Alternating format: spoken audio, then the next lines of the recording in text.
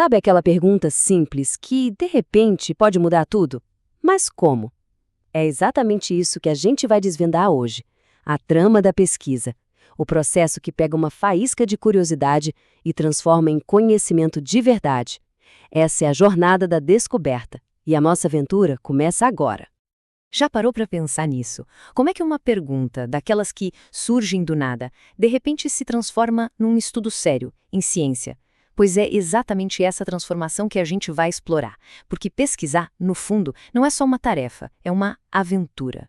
Bem, tudo começa com a faísca, com a gente entendendo o que a pesquisa realmente é. E já adianto, é muito mais do que só sair por aí juntando informações. É um jeito de pensar, um processo sistemático e racional para responder aos problemas que a gente se propõe. Olha só que definição genial da pesquisadora Minayo. Ela fala que a pesquisa é uma aproximação sucessiva da realidade que nunca se esgota. Isso é fundamental. Pesquisar não é achar uma resposta final e pronto, acabou. Não, é um processo contínuo de chegar cada vez mais perto da verdade, sempre combinando o que a gente já sabe, a teoria, com o que a gente observa, os dados. E aqui a gente precisa separar as coisas. Existe uma diferença gigante entre o conhecimento do senso comum, aquele que a gente aprende no dia a dia, na base da tentativa e erro, e o conhecimento científico. A ciência exige um método, um caminho estruturado.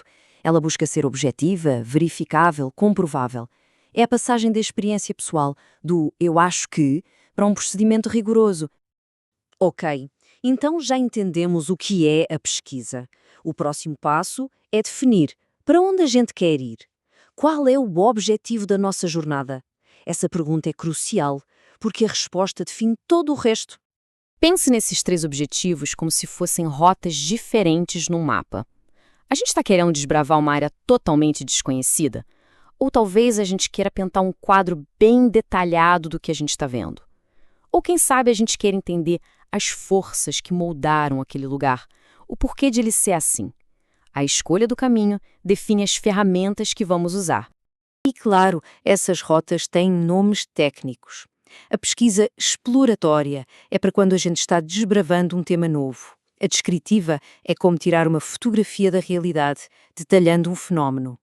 E a explicativa, que é a mais profunda, busca entender as causas, os porquês das coisas. Para não ficar só na teoria, vamos ver um exemplo prático.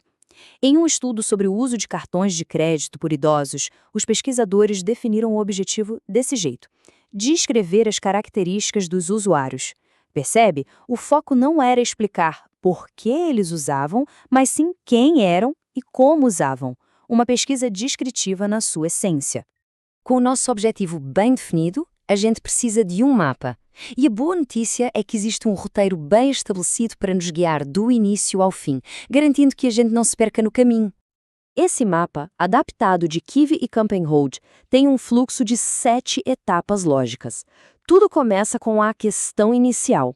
A partir dela, vem a exploração para a gente definir a problemática. Só então se constrói um modelo de análise que vai guiar a coleta de dados. Com os dados na mão, partimos para a análise e, por fim, chegamos às conclusões. É um processo que constrói o conhecimento de forma coerente, passo a passo. E dentro desse mapa, a gente pode escolher diferentes meios de transporte, os delineamentos.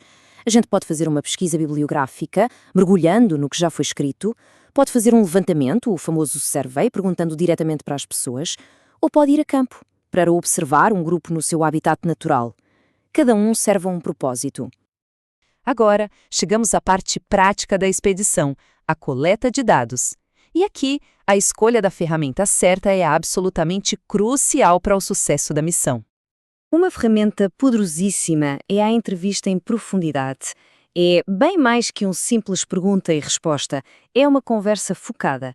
No estudo sobre cartões de crédito, foi exatamente o que os pesquisadores usaram para entender as nuances, as opiniões e as experiências dos usuários. Outra ferramenta clássica é o questionário. E a grande vantagem dele é a padronização. As mesmas perguntas para todo mundo, o que facilita demais a análise quantitativa dos dados. É super eficiente para obter informações de um monte de gente, como foi feito na segunda fase daquele nosso estudo de caso. E a escala pode ser bem grande, viu? No estudo dos cartões de crédito, por exemplo, foram aplicados 342 questionários. É um volume de dados considerável, mas a pesquisa de campo sempre tem as suas surpresas. Desses 342, a taxa de aproveitamento foi de quase 85%. Por quê?